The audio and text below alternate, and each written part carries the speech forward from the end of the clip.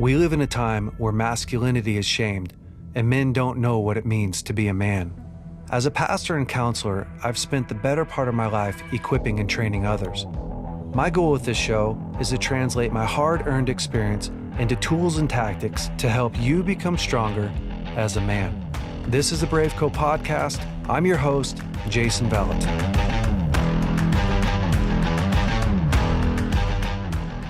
Welcome back, everyone, to the BraveCo podcast. This week, y'all have a treat because my beautiful wife is sitting next to me. Wow. And I know you guys sometimes get tired of looking at me, but I will never get tired of looking at her. Baby, my scoring points. Yeah, thank you very much. Well done. So I'm excited, babe. We're doing a collaboration with our other podcast, which is Dates, Mates, and Babies with the Valentins. Yeah. And we have some special guests on today. We sure do. Yeah, you guys are in for a treat. Some of you might know Carl and Laura Lentz, and some of you might not. I don't want to assume that you do. So I'm going to introduce our amazing guests. Laura and Carl are a beautiful married couple with 3 very beautiful children. For many years, Carl and Laura had a powerful ministry out of New York City, Hillsong Church. They were the founders and pastors there. We've been so impacted by them. Our church community has been so impacted by their years of work in ministry. Even more, we have so much respect for the work that they've done since 2020 when news of an affair hit mainstream media and obviously caused an incredibly challenging time for their family, ended careers, changed the landscape of Hillsong, New York. But honestly, we feel so blessed that this couple who we've been impacted long before 2020 and even since, that they would be with us today and be willing to open up and talk about the journey that they've been on means a whole lot. Yeah, it really does. And I mean, I've been in this space for a long time. I've been a pastor at Bethel Church for 20 years. We've been running BraveCo for 4 years. And I've just seen so many men and ministries rise and fall. Even if we look at our past, right? So many great men in our history have fallen. In it's very few people that we watch that get back up, that make amends, that own their mess, and begin to rebuild and face the pain, right? Face the challenges. And that's what we're all doing. I mean, that's what we're doing at BraveCo. That's what we talk about a lot, even at Dates, Mates, and Babies, is our worst days don't define us, right? But we get a chance to come back and to heal, to make things right, to grow stronger, whether it's in a marriage or in our families. And so it really honestly is such an honor and a privilege to be on here with both of you. Not having had a personal relationship with you guys before. We have mutual friends that we both dearly love, and we've both been in ministry for a really long time. And so we know at least some of the toll and some of the life that being in ministry takes. But to see what you guys have done is really, it's admirable. And I'm excited to jump in today because I feel like we don't often get to have someone be so vulnerable and honest with not just the mistakes, but with where they're at and how they've cleaned up a mess. And you guys, we've seen it on your podcast. So we're going to obviously give a chance for our listeners to go and watch your guys' podcast. But I was really shocked a year ago, I think it was a year ago, maybe a little bit longer, when you guys started turning the lights on and showing up and talking about the process. And Carl, you've taken so much ownership, at least with what I've heard and watched, and been able to explain the process some. And Laura, you've been like, man, you've just been a champ, just showing up and talking through it and being honest and raw. So guys, first and foremost, thank you so much. It means a lot. We appreciate you guys coming on here. Mm-hmm. We sure do. It's a pleasure. Thank you guys for doing what you do. And we've been impacted for so long by Bethel in general, that it's cool to come full circle, even under these circumstances. You know, it's we love what you guys have done. You know, one of my favorite memories from New York, we had Bill come do a staff retreat, and it was the greatest. I mean, I tried to hire him. We tried to get him to stay. But he just is he's such a legend. And he was he's one of the first people that reached out to me in the worst time and never stopped, ever. And that you don't forget stuff like that. And I knew that's the kind of man he was, but that's really, I think it's the fabric of Bethel as well, which is just not to 100%. Not to vacate people in valleys. And so, yeah, it's our honor to be hanging out with y'all today. So thank you. Oh, Thank you, man. Honestly, it's been such a blessing to grow up in a family like that. And we're going to get into your story, but I also went through an affair in 2007 where my wife left, and I mean, my church surrounded me. They just loved me. I remember going to Bill and asking him, what do you need me to do? Do you need me to step down? And again, it wasn't like I had an affair. My wife left, and I was a single dad for 5 years. And Bill was the first one to say, like, man, I love you. Just show up. How can I help? Let me jump in on your story. And I've watched him. I mean, again, you guys know what it's like to be on the backside of so many different people's stories. I've watched him stick in there, believe in people, loving people, even to a fault, right? Even to like, but it's amazing because of what happens out of that. I want to ask a question just starting out. We know that you don't just wake up one day and find yourself in a full-blown affair, right? And I don't even know all the details. I'm not one of those guys, neither is Lauren, that goes and hunts down and listens and watches all the stuff and tries to figure out. I could almost care less, except for being a part of the solution, which we often are on the backside. But we don't. A lot of people think that affairs happen because I was just so horny, or that's what lust does. That's what sin does. But you just don't find yourself in a full-blown affair out of nothing. Right. Where did it start, Carl? Like, where did it start for you? How'd you find yourself there? We're going to start with the light stuff. So that's good to know ahead of time. I think, it's really well said. I think the affair you find yourself in is like, it's the last piece of a really ugly puzzle.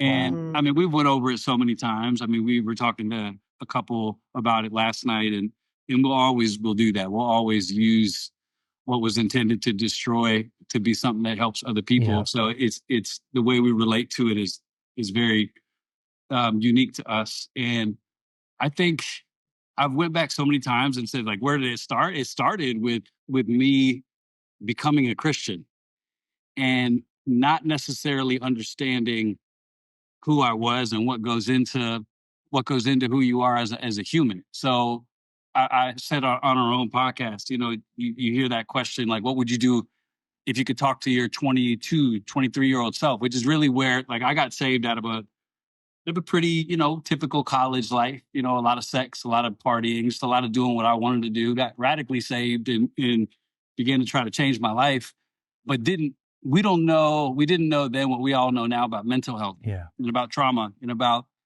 patterns and about brainwaves. And so back then it's just more of like, hey, I got saved. I'm going to pray and get filled with the Holy Spirit. And I'm just going to freaking go. And everything's going to be fine. And if I do have an issue, it's a sin issue. And that's always pray awayable.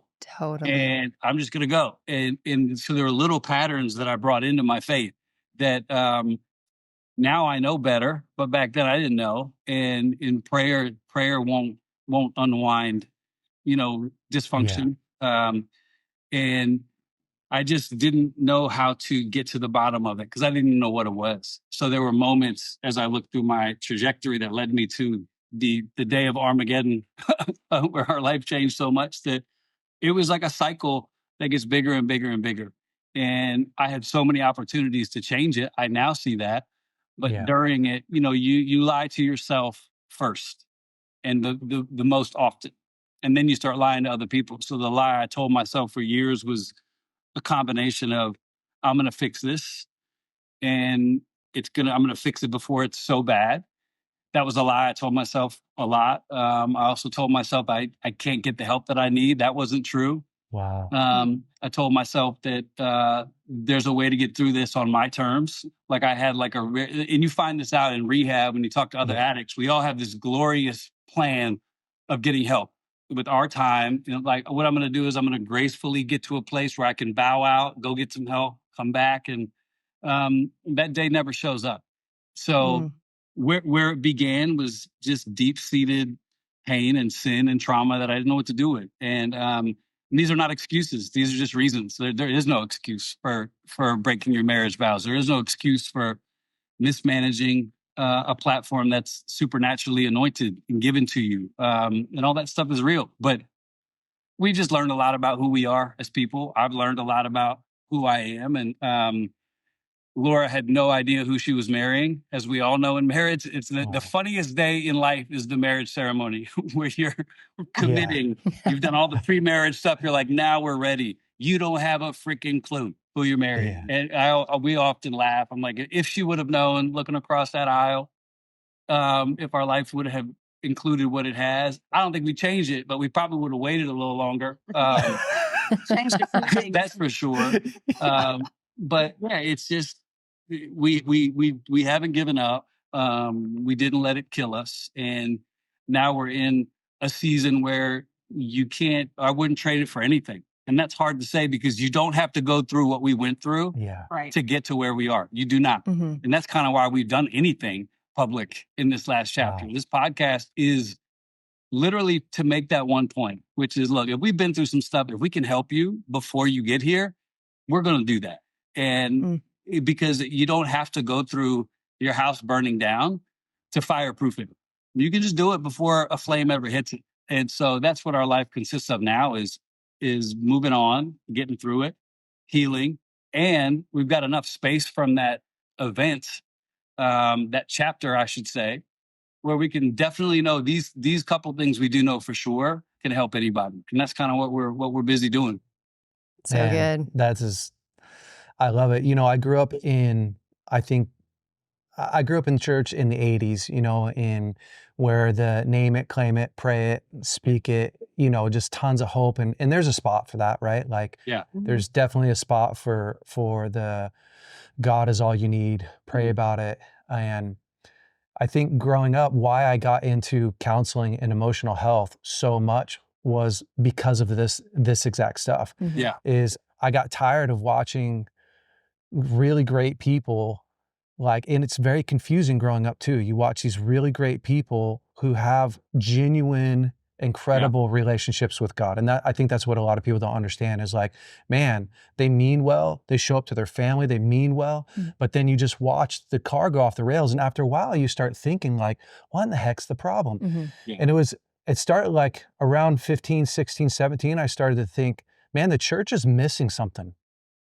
Because growing up in a home where I'm seeing demons cast out, like literally, that's how my parents practiced in our home, it was traumatizing. It was crazy. And some of the stories, people don't believe some of the stories. Like, heaven forbid, you just had a bad day at your house. It's like, it's just a bad day. No, it's a demon.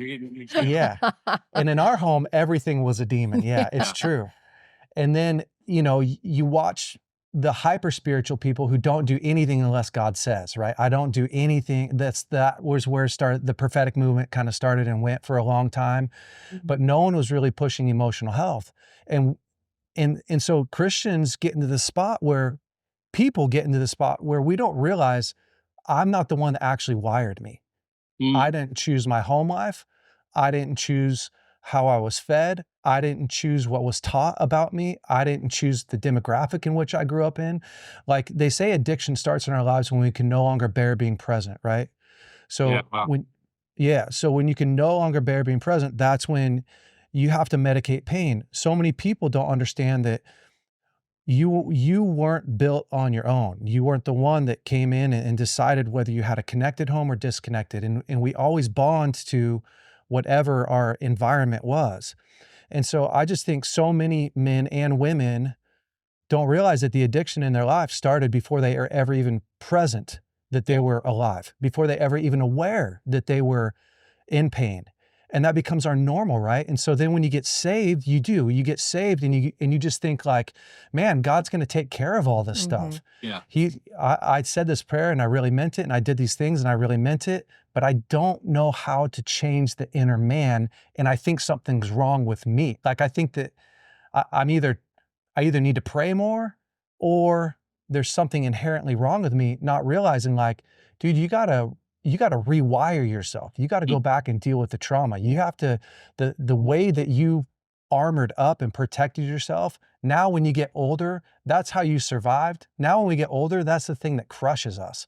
Yeah. And we don't realize that. Mhm. And man, it's super painful. You know what I'm realizing as you said that, there is a big difference now, I realize, of understanding grace in such a way where you're already accepted. If Yeah. that's true, then why would we have issues talking about all the stuff that is hard? I Yes. don't think we understand grace in this way at all, because most of the time people get saved, they get really busy changing their lives and feeling bad about how they're not measuring up and like, I'm not a good enough Christian, all this stuff that points to you not understanding what grace is. Yeah. So on the other side of this, it's fun to sit down with people and go, hey, by the way, like, what if you could never get better? Do you think you'd be just as valuable? Wow. Nobody answers it correctly. And because our impetus for getting better is typically so God will love me more. If that's off the table, what would life look like? Now it's a, oh, yeah, so I've got some sexual habits that are horrible. And let me bring those to the table because I'm already in. God loves me. Yeah. It's going to help me get through this. Yeah. So why on earth would I be hiding stuff if I'm already in? It's not like God didn't know what I brought to the table. It's not like Totally. It's not like heaven shocked 2 months into your Christianity, like we didn't know you had these things. So I think it's I love what you've committed your life to, which is emotional and mental health, because I think it's the biggest miss in the local church over the years by far. Absolutely. No close second. And Mhm. it's not even a malicious miss. It's just, we just know better, so we should do better now. You know, if you're a part of a church now that doesn't focus on this stuff, you got to go to a different one, because we have the proof on the board that the way we've done it for a long time has caused a lot of carnage and a lot of pain, and a lot of it's avoidable. Yeah. Yeah, so good. Yeah. You know, we in our work with married couples, we work with a lot of married couples. And in our work with married couples, we talk a lot about connection being the thing that is the most important to protect. Protect connection above anything else in your marriage. And similarly to Jason's first question, like, you don't just wake up, usually you don't wake up in your marriage one day and all of a sudden everything's hit the fan. I mean, yes, to some degree, it hits the fan on a level that you couldn't have imagined. But typically, married couples have created a normal culture in their marriage dynamic that perpetuates, even unknowingly, perpetuates disconnection in certain areas. I'm curious for you, Laura, on that great and terrible day of awakening where you're like, wow, it has hit the fan. Did you know before you knew that there was a problem? And what about your connection do you feel like, you know, if you're sitting down with a married couple and you're like, hey, listen, in these first few years of your marriage, here's what you should protect. Here's what it looks like to, you know, what are some of those things for you that you, in hindsight, you're kind of realizing this was going on in our marriage dynamic and it didn't help things? Yeah. I would say, like, firstly, I didn't know anything except that I knew that he wasn't okay. And I couldn't, when you're trying to talk to someone that isn't healthy, again, they're just going to lie to you. And so for me, I would like try to get any sort of conversation, or like it would be really hard to get to the bottom of anything with him. And so that would be the first thing. And I do remember in 2020, it was a couple of months before everything hit the fan. And I just remember like going to God, and I was just like, whatever is going on with him, get it out, because I can't deal with this anymore.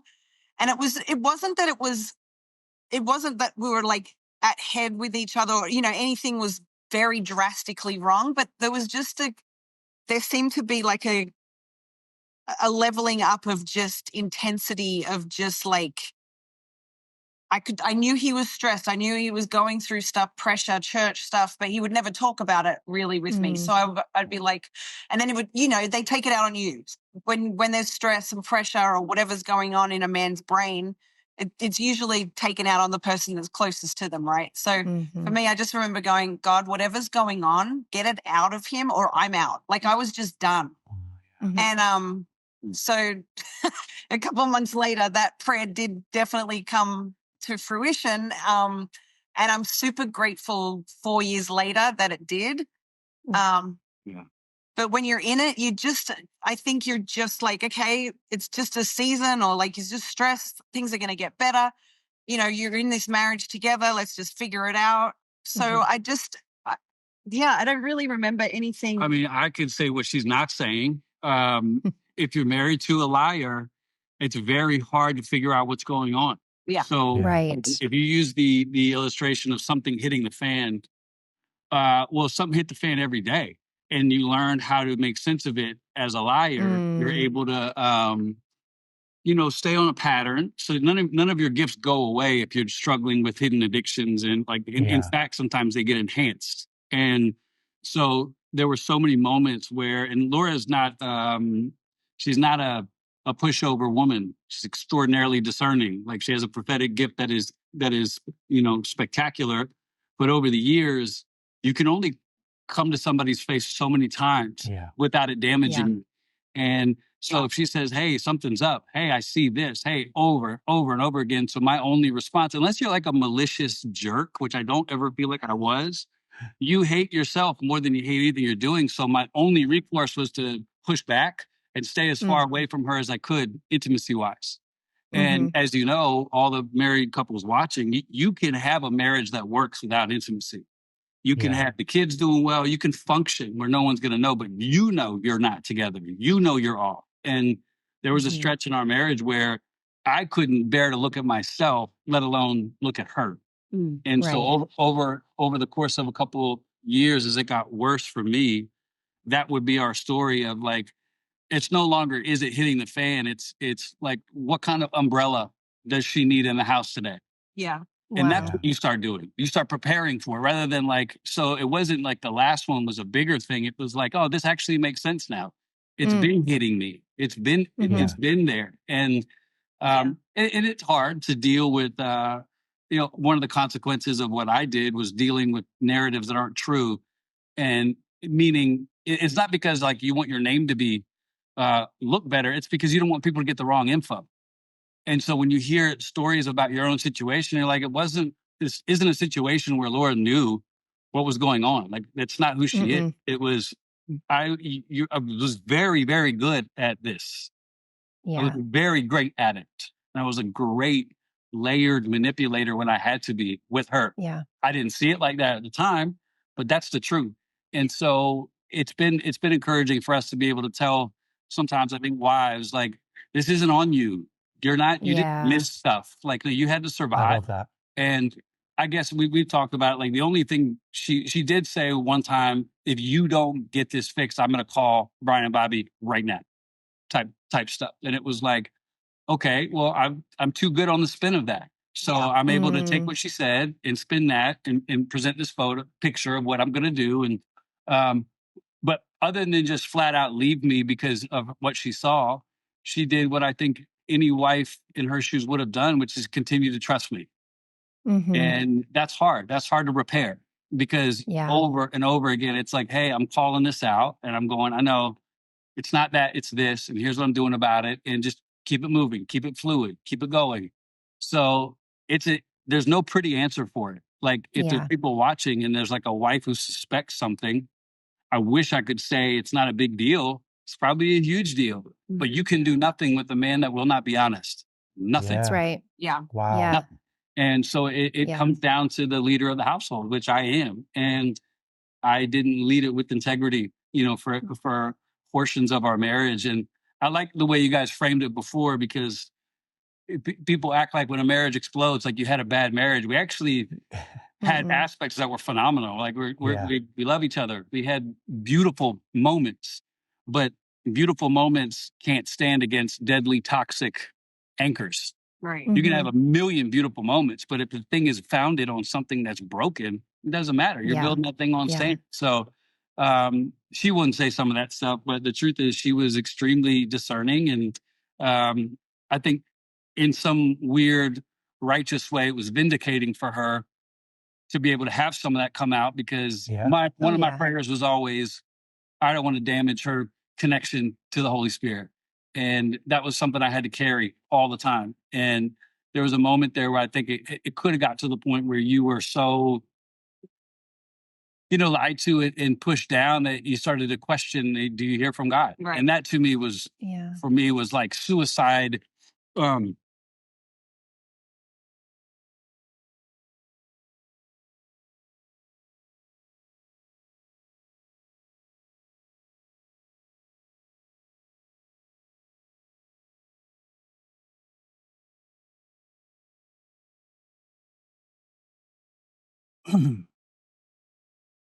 those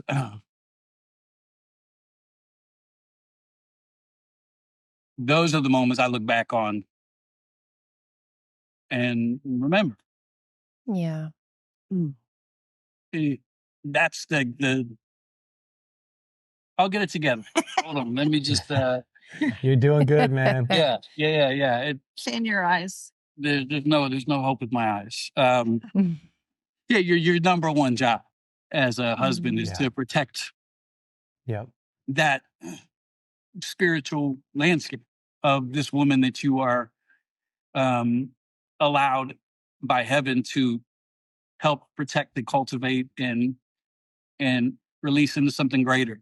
So for me, out of all the stuff, that was always the thing that was the hardest for me to deal with on a day-to-day basis, was like, it's getting so bad where she's questioning her relationship Yeah. with the Holy Spirit. And that was hard. And I don't think about it often, as you can tell, because I even going back into that bag, I'm like, why did I say that? But that's the truth, I think. And it was the saving grace as well. So on the other side of it, it was like, I remember feeling like I had an opportunity to help repair that, to say, hey, now that Yeah. this is out, here's where you were right. Here's where you were right. Here's where you were right. Here's where you were right. Not only are you not wrong, you were so right. And it was almost like I couldn't wait it was this weird dynamic of like, this is the worst thing ever, but thank God it's over. Thank Yeah. God. If it, just for me to be able to tell you on your way out as you divorced me that you were right and you knew what you were Right. talking about. Don't ever doubt God's voice. Don't ever doubt your gifts, because you were right. That would have been Wow. enough for me. I could have, I told her initially, I was like, you should divorce me. Just know I'm going to move wherever you move. I'm going to live at whatever street you live at for the rest of your life. I would divorce you too, but I want you to know that I'll see you every day. I'm going to get a tent and I'm going to put it out. You and your new husband, whoever he is, you just tell him I'm going to be around. This is on me, and I don't want anybody else. I don't. Mm. It's amazing. Yeah. Yeah. I feel like you just described that deep reality that it is the truth sets us free. And for her, even though the truth was really bad news, Yeah. there is freedom in the truth. Freedom in the truth. And I think you're right. When you're dealing with a liar, whether it's a spouse or a family member or a child, whatever it is, you can get into those spots where you yourself feel crazy. You feel crazy because what do I have left to do but to trust? And then you wind up in this crazy making place where you're not sure what's up or down. Yeah. And that truth moment, there's so much freedom in that truth. And Laura, what you were able, the strength of your inner person to be able to, in that moment of truth. Now, I don't pretend to know what those initial hours, days, weeks, and months were like, but obviously you did not leave him.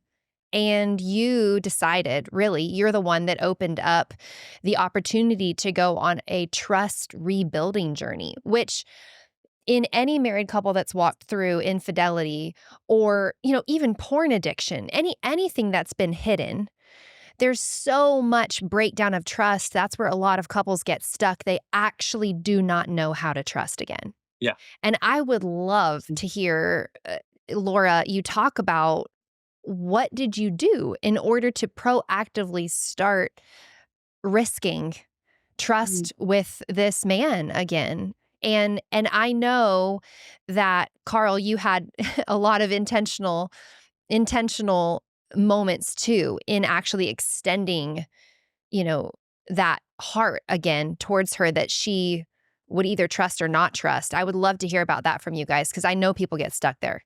Yeah. I think that's the biggest thing we get asked, honestly, is like, Yeah. how can I trust him again? Like, how do I move past this? And for me, it was firstly a lot of therapy and getting the right tools that I needed to set up my life where I could allow, that trust to be built again. And so from the very beginning, it was very much a like, okay, this is what I need from you. This is what I expect. And so we kind of built from that. He was incredibly proactive in his healing process as well. So he made that really easy for me to That's good. trust again. That's huge. I didn't have to question a lot of things. There was obviously some things that, and there's always a lot of triggers in the very beginning, and like just anything, like anything could just throw you off. But he was so self-aware of those as well. So now that we're 4 years in and we've worked with a few couples and stuff like that, the amount of work that he has done is incredible. And I know it's not easy. Like, you're not only dealing with your own addiction and your own recovery program that you're doing, you're then having to build trust and, build a marriage again. So that's a lot. And he's done that so incredibly well. And I know it hasn't been easy, but the things that I think he did were just always so, because he was such a quiet, shut down, didn't talk about a lot of things, like when it came to us or just his life, he did a complete 180 with that. So that was the biggest thing. So whatever the things that were in our relationship, it went completely the other way. And so that was easy for me to start to build trust when he did that. Yeah. If he didn't do that, I would have been like, I'm out, Yeah. But because it was every day him building and doing the littlest things to build trust, that is why I'm able to stand here today, 4 years later. To the point of, we were talking about it a couple of months ago in the car. I was like, I don't even remember what it's like to not trust you. Yeah. Wow. And Let's that go. was actually shocking for me to even be able to say that, because when you're first in it, I don't remember a lot, but I do remember that I'm like, I am never going to get out of this. I'm never not going to think about this. This pain is so much that I'll never be able to live the same way. So to be able to look at that 4 years later, I think it's just a big pat on the back for both of us, for us doing our work and our healing individually, but also together. Yeah. We have a funny, we always tell people it's a lot easier to get a divorce. That's our opening line with any couple. Like, hey, just going to throw it out there. Definitely in the short term, go the other way. Like, it's so much easier to start fresh with one person. So I think easy but hard. They're both hard. But what I mean by that is I think what we found, and Jason, you've been doing this with couples. You guys have both, walked many a journey with people, and our standard is unrealistic for people. And we say that up front, like, because we only know our experience, and ours was so bad and took these particular things that you don't have to do it. I just don't know how to help you, because for me, the number one thing I'm looking for with a betrayer is, how much control do you still have? Like, I gave up every key to my life that I could possibly find, even keys she didn't ask for. Just say, like, hey, this is like when we've seen it go bad. It's when the dude who's committed all of these betrayals is still kind of calling the shots. It doesn't. 100%. I've never seen it work. Maybe someone's out there like, well, I called the shots and it worked. Good for you. No way. I found one of the best ways that I could. They teach you this. I went to a beautiful rehab, and really, really gave me a foundation and a head start. Like, I can't overstate how big of a deal it was. But I was told for a long time, do the opposite of everything you think and feel every single day. So if you feel like your answer is right, what if it's wrong? if you feel like it. So I just started doing that, and then you never come back. So all of a sudden your Yeah. brain groove has changed. So it's like, for me, it was as simple as like, even at rehab, one of my therapists is like, hey, you have a lot of feedback. How about you don't have any feedback again? And I'm like, well, that's not authentic to me. And she's like, yeah, exactly. How's authentic to you working for you? Yeah. Totally. Oh yeah. That's Oh yeah. I'm amazing. at rehab in the middle of the Arizona desert because I destroyed my life. So how Yeah. authentic me goes is very good. Right. So You tell me. I You thought- tell me. Exactly. And then you find out that's a huge trait of an addict, is to Yeah. always give feedback on stuff. And they have this Wow. beautiful in the beginning where they're like, hey, all of you are going to have so many ways that we can do this rehab better. You guys are all CEOs and you're this and you're that. And also, don't forget, you effed up your life. So how about Yes. you leave the rehab to us and don't give us any constructive feedback? We're not Yeah. interested in anything you have to say. And you can just see like Wow. all of us are just like, oh, Writhing. my opinion Totally. is the most important thing in the world. How could you not want it? And so to relearn some of that and then never go back to it is, and you said that truth sets you free. I also think truth is addictive in the best way. And Yes. once you get on that side of the journey, you can only talk to other people that believe the same stuff about truth, because you can tell Yeah. right away. Like you can tell. Yeah. And so once you turn that page, I think it's pretty powerful. But our trust thing is, trust is a funny thing. It's a choice every day. Yeah, it And is. it's my job to put evidence out for her every day to choose. And if I don't fill that evidence table up, like what kind of idiot am I? Like there will Right. never be a day where I don't have to provide evidence that you can trust me again. Yeah. And that's a good revelation for, I think, men to get early. Like there is never going to be a destination. It's progressive. There is no like point where you get to in a marriage rebuild true. where you're like, hey, How long do I have really? to do this? It's been I've been sober for a freaking year. What do you want from me? How about sober for a few decades? How about that? Yeah. You don't get any Yeah. points for not Yeah. for a year. Yeah. Yeah. Yeah. And so you have to make sure the scale is correct, because a Mhm. lot of times that gets brought into a new chapter of marriage. It's like, nah, man, the scale Wrong is with wrong. that. Like I don't get any Mhm. credit for like, and I appreciate when people encourage me a lot. And I'm like, Yes. it's actually the lowest level of expectation is Yeah. staying true to your marriage vow. So Yeah. Yeah. You didn't screw you everything up. take it with a grain of salt. Congratulations. Yeah. Yeah. Yeah. This is such gold. And I know you have something you want to I'm gonna say ask. it. No, I'm gonna No, say no, this. I want to tag something on before you Okay, switch go ahead, subjects. yeah. So I'm not gonna this switch is subjects. just gold, because two things. We always say to people, truth is not built in the absence of mistakes. It's built in how you clean up a mess. Yeah. Yeah. And you guys have perfected the art of, and there is an art to cleaning up a mess. And there's so many components. It's who do you trust more than yourself? It's, are you letting go of all of that control? Are you willing to completely let go of control? Are you willing to so validate her pain and her experience that whether or not you're understood in it doesn't matter right now? Correct.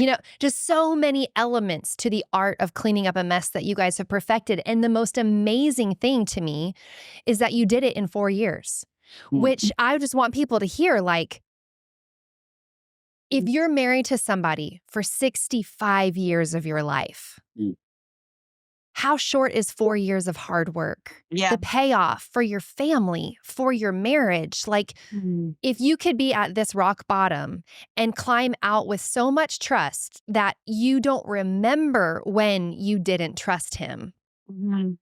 4 years. Yeah. It's worth every ounce of energy, every ounce. It's honestly phenomenal and should be a signpost of hope for people beyond hope.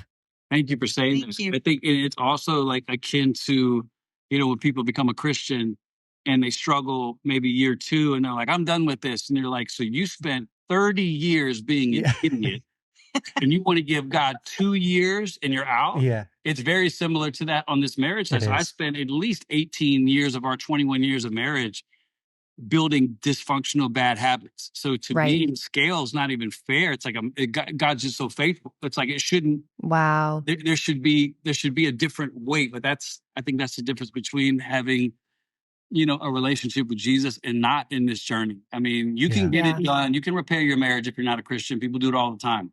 I commend them because I don't know where that strength comes from. Yeah. I don't know where that grace comes from. I don't know. I mean, I think God's still breathing on it for people who don't give him the glory for it. But for us to know, we can't pull this off. So it's a real easy thing. Either God shows up or we get a divorce. It's not hard. Like, I'm going to do my best. She's going to do her best, but our best is not good enough.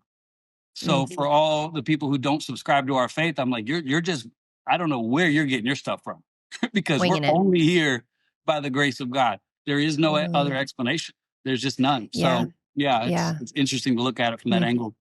When we work with couples, I've been counseling for 20 years, just a long time. And inevitably couples come in and either, she's had an affair or he's had an affair. It happens to both, infidelity. And couples are so disheartened. Obviously it's the worst.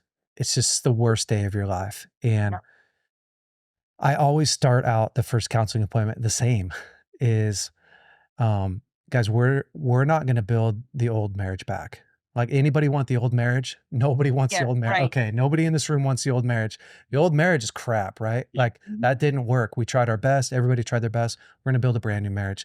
And it really is incredible what happens when both people are willing to jump in the arena and to work hard and to rebuild something they've never done before. And that's the important thing that I want people to see. Like, the Laura and the Carl that people are looking at, they didn't exist before. This isn't a real rebuilt marriage. This is a brand new marriage. They are experiencing each other in knowing each other in a way that they have never known each other before. And for starters, Laura, like, honestly, so much props goes to you. I mean, people look at Carl and go, man, what a man. And I do. I have a bunch of respect for what Carl did, a ton.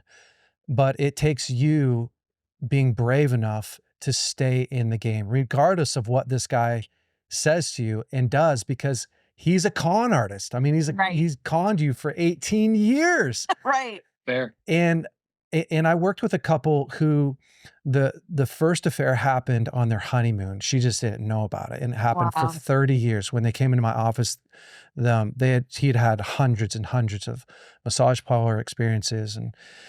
And when they first sit down in the chair, you just never know how it's going to go. They're sitting on the couch across from me, and she asks me, what can I do? She wasn't a pushover. She's asking me, what can I do? What area can I grow in? Because I had just handed him a whole bunch of, this is where you're at, this is what you can do. But she continually asked this question, what can I do? And although they didn't know if they were going to get a divorce, he wasn't living in the same house. It was that question that I think transformed everything, because he was in such a place of brokenness that he was willing to do whatever. But often you see the women or the victim armor up a whole bunch. I don't want to trust anymore. I don't want to lean in. I don't want to press in. And so, man, I just think I have so much respect for what you've done and the journey that you've been on, Laura, and being willing to show up in the relationship day in and day out. Like, it's phenomenal. Yeah. I'm a bit curious. How did you guys handle this with your kids? What was that process like? Yeah. Oh boy. That one, that was a big one, because the kids were 16, 14 and 10 or 11 at the time. And so they were very aware, obviously, of everything going on, because firstly, it was public. So for them, it was hard. It was hard to hide any of that.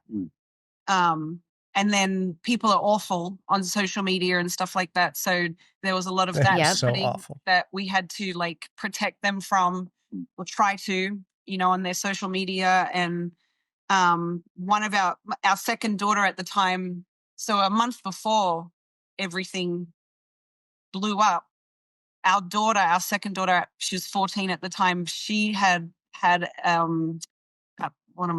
suicide attempt. Suicide attempt. So she was in a mental health hospital for 8 weeks at the time. Yeah. And I was like, this is the worst thing that's ever happened in my life. And then this happens a month later. So I was just like, while she's still in there, yeah. while she was she was still in there, this all comes out. And it was COVID. So we had to do the call, like he had to tell her what was happening over a Zoom call. Wow. So we couldn't be with her. But so that was awful all by itself. But then dealing with a 16-year-old and then our son, who was 10 at the time, he was just confused because, we didn't give him a lot of information at the time of what was happening. He just knew that we were moving, Yeah.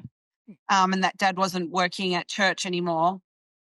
So there was that. And then, I don't know, you can go from here. I don't remember a lot of those Beautiful trauma. weeks. It's trauma amnesia is not always your enemy. Yeah. Totally. No, I think, true. I think the overarching thing I would say about our kids is I guess there's other ways to do it. So this thing that comes with that precursor, I don't necessarily agree with the other ways because it's the only way we know, but we were given some really good wisdom, which is the question is like, what's most resourceful for our family?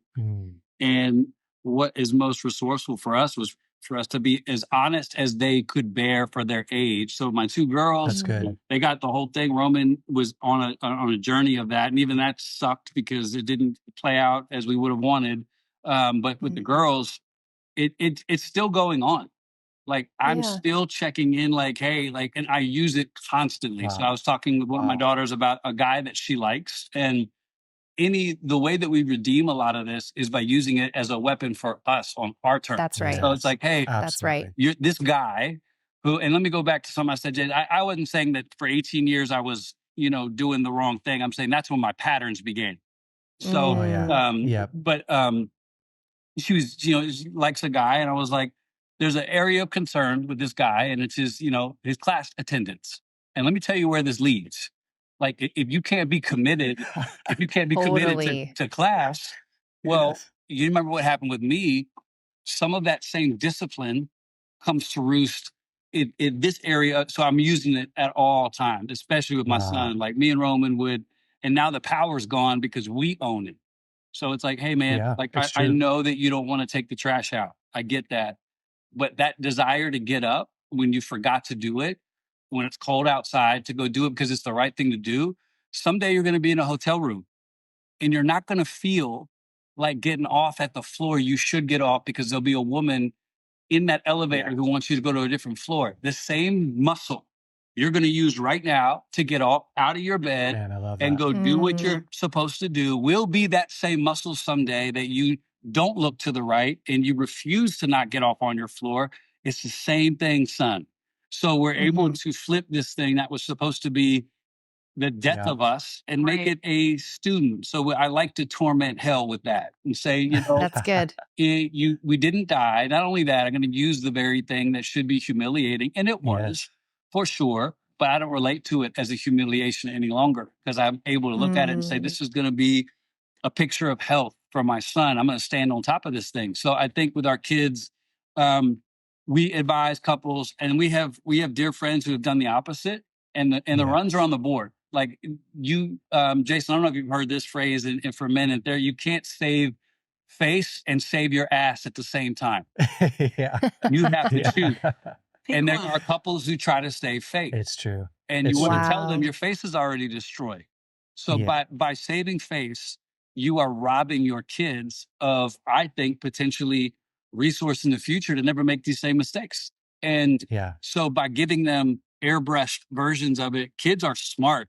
They are way, way more perceptive and discerning than we realize. So even if you don't tell them, they're going to make up their own story. I talked to a dad recently and I said, it's been probably 15 years since you've talked to your, since you haven't addressed this. Just so you know, he's like, well, I think most of my kids kind of know what's happened. I said, fair. Who told them? Because it wasn't you. Silence. So you've allowed your kids for 15 years to build their own story about what happened. I think that's fair to them. And he got off the phone and went and handled his business because he'd never seen it that. But that's the truth. Like if you didn't tell your kids, who told them? But you want social media to describe it. You want some weird aunt to give them like whatever it is. So I think it's true. For us, we're like, we're not having that. Like as hard as this might be, we're going to tell you every single thing you need to know. That's what matters. That's good. And because truth is the I love thing, it. truth is the thread. And I think, I mean, the girls Mm. now being 20 and 18, Yep. yeah, they have such a close relationship with him now because he was so honest with them Yeah. in what they needed to know, but has continually been with them. And so they know they can trust their dad. Yeah, When this should have and could have gone a really different way for my kid. it's true. That's And right. see how close they are. Like they call him, you know, we were laughing the other day. He gets the calls at like 10 o'clock at night. Like, Dad, what do I do with this? And Dad, this. And I'm like, oh, this is your season to shine. I did my Totally. toddler, you know, all of that Yeah. stage being a mom. Now he's the guy that they go to with all the questions and all the things that like they don't know how to navigate this situation or relationship or whatever it is. And they're so close to him because they just have such an open relationship. And I really love that. And I'll say this in case I feel compelled to say it to any dad listening or guy who's been in my shoes. It's never too late to see that thing explode with God's grace, ever. I don't care it's if you true. have Right. violated every trust with your family and you're on the other side of it. And you today is the day to see if this is real. And you will never be sorry you were honest a day in your life. And even if you are estranged from your kids or you kind of made mistakes, like it's never, ever too late, ever. The day that you get honest, that's the day God blesses. So if it's been 20 years, if it's been 2 months, like it's never too late for anybody, ever. Yeah. Yeah, it's true. I mean, that's the gospel, right? Like that's the beauty of the gospel. We were talking earlier about grace and people really understanding and not understanding grace. And like grace is so amazing because when we come into the kingdom, we don't come in all cleaned up. And I think we have theology. Our differences is in our theology, right? We come in and we all think that we're coming in dirty, but we pretend like we came in clean and like we worked ourselves into the kingdom. But it's so awesome when you get to come in really as you are and allow God to see you and allow yourself to get fully cleaned up and then allow your family to see you and to love you. And now you've really built that bond. You've built that connection. You have a place for life to happen. I think when your family sees that, right? Like we've done that so much in our life with my story and with Lauren's story. And, we blended a family in 2011 and it's tough, man. It's tough my kids were 3, 5, and 7 when my divorce happened. Yeah. 3, 5, and 7. Wow. And then when she came in, the kids were 5 years older. They were 12, 9, and 6 when we got married. Yeah. Wow. But constantly being able to do what you just said, we're not hiding the truth. We're not hiding the facts. We're giving you what is healthy to give you. You can ask any question you want to. You can talk to any kids that you need to. I'm not trying to save, I'm not trying to save myself. We're not trying to, you can call her Lauren mom or Lauren or, as long as it's respectful, you can call her whatever you want. And watching the kids and the family go through the hardest time of their life and completely not just rebuild trust, but now they know, okay, I'm in a culture where I can make mistakes. I'm in a culture where I can be honest. I'm in a culture where I don't have to know it all. I'm in a culture where grace is abundant. We can receive grace from the Lord. And, in closing, like one of the most beautiful things at BraveCo is we always tell men, your job is to weaponize your story. Yes. You take the darkest, deepest, gnarliest places in your life and you use those to get other people free. I had an incredible father. My dad, when I was very young, 15, he said to me one day, I want you to make all of your mistakes at home because you have mom and I here to help you. Wow. Yeah. And, when I was really young, I was addicted to masturbation at 10 years old. I didn't realize how much anxiety I had. I struggled with OCD for a long time and I had oral sex at 12 with a guy friend of mine and found pornography at 14 and, it's all those things. But the transformational piece in my life is my dad knew about every single one of those. I would come home and talk to him about it.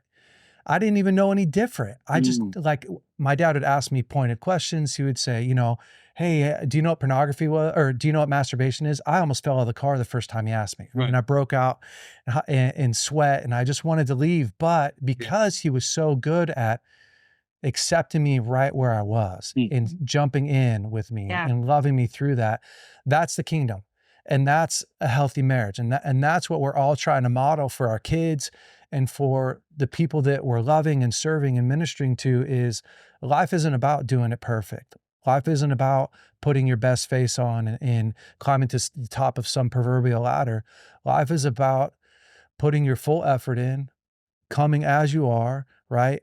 Holding a high standard. It's not that we should live way down here, Right. holding a high standard and showing up, being authentic and really, really allowing yourself to be loved and to love each other. And so That's beautifully guys, said. Let me say this, because you go for it. Lauren, I know you guys, that was so beautiful. Thank you for sharing that vulnerably. I think I'm realizing as we're talking, like, I think sometimes our therapist gets the best of us and God gets the rest. And Wow, yeah. why on earth, like, because when you really get deep into therapy, you look forward to your flaws because you're like, I can't That's wait true. till Tuesday to bring this to the table and go, what's wrong here? Why wouldn't we be like that with the God that saved you, knowing all of that? It's like, well, I got to go to my therapist, then I'm going to go to church. I'm going to my prayer time, more ready for God. Like, imagine if people felt that kind of freedom to be that open and vulnerable with their relationship with God. I think it would be the difference between life and death for so many people. It is. And that would be my submission, is for people to use that same, if you're vulnerable with your therapist, why don't you feel like that with God? There could be a grace misappropriation that someone has seeded into you that you do not get. And if you root that thing out, now my therapist is beautiful. I love her. But I have a very open relationship with God too. So she's a bonus. She's not like why would I be afraid to come to God with the grittiest, ugliest, most embarrassing thing? Why am I so ready to do that with the therapist when she's not going to save my life? She's not going to die for me. She's not going to wash me clean. But so I'm realizing as we're talking, maybe there's something to be said to people who still feel hesitant with God to say, just try it out. It's like, see what happens. Is your eternity going to shift if you were like, hey, because God already knows. So I'm imagining you going home to your dad in that beautiful scenario. Just the freedom to fail in front of him is because you knew that he loved you. So if you know that God loves you, why? I mean, I look at my own life and I go, I mean, for so many years as a minister, so good at telling other people, like, this is an open house. God is ready for you. But in my own life, closed door, it's just, there's a better way to do it, you know? Yeah. It's the greatest gift that we can give one another. Yeah. 100%. Is you don't have to hide around me. That's right. And you get all of me. I mean, I don't know that there's a better way to live. And to me, like, that is the version of courage, right? Brene Brown says, courage is the ability to tell your story with your whole heart, being willing to bear your imperfection. And I think that when we're talking about marriage, when we're talking about God, when we're talking about our family and our kids, it's being able to show up wholeheartedly every single day and to not settle with the stuff that's bad, to face those with courage and to get real help, to work at it like you guys are doing every single day, right? Like, I'm going to show up. One thing that you said, I'm going to show up every day and provide that proof for her to trust me. And you're going to show up every day and be present with your kids and your family. And so, guys, we just thank you so much for this gift of coming on here and for turning it around. I know you didn't do that for us, but for showing it and being willing to jump on the podcast. It means a lot. Yeah, it sure does. Yeah. The prayer that I have in my heart for anybody watching is just, the excuse of hopelessness in any area of your life is gone. It's gone out the window. And that's the power of a testimony. The standard is raised. And so for people that are struggling and for people that feel like there is a reason to be without hope, this is the testimony that you need in order to say, oh, actually, no excuses. Yeah. It's possible. Turnaround is possible. And not just for you, but the beauty of how you have let your story become a strength for your family instead of the opposite. That is as much a testimony as the restoration of a marriage. And that's what's going to last. That's legacy. Yeah. So well done. Thank Thank you. you, guys. Well done. And thank you for sharing. You guys are awesome. Yeah. Total pleasure. So thank you for having us. Thank you for doing what you do for Yes. so many people. It's making a difference. So thank you for having us. Appreciate it. Appreciate it. All right, BraveCo men. Hopefully this podcast bless you. I mean, I know it did. Would you guys send, just send it to your friends if you loved it. Otherwise, have an incredible week. Stay brave out there. Hey, BraveCo men. Hopefully you loved this week's episode. Listen, if you have not subscribed to our podcast, you are already behind. Go ahead and click right here to subscribe to our podcast. And if you have not watched last week's episode, you can click right here and watch last week's episode. And listen, if you want to upgrade your wardrobe, you can check out some of our new hats that we have in stock and all our other swag. Go to braveco.org and you can look at our store there. Have a great week. We'll see you next week.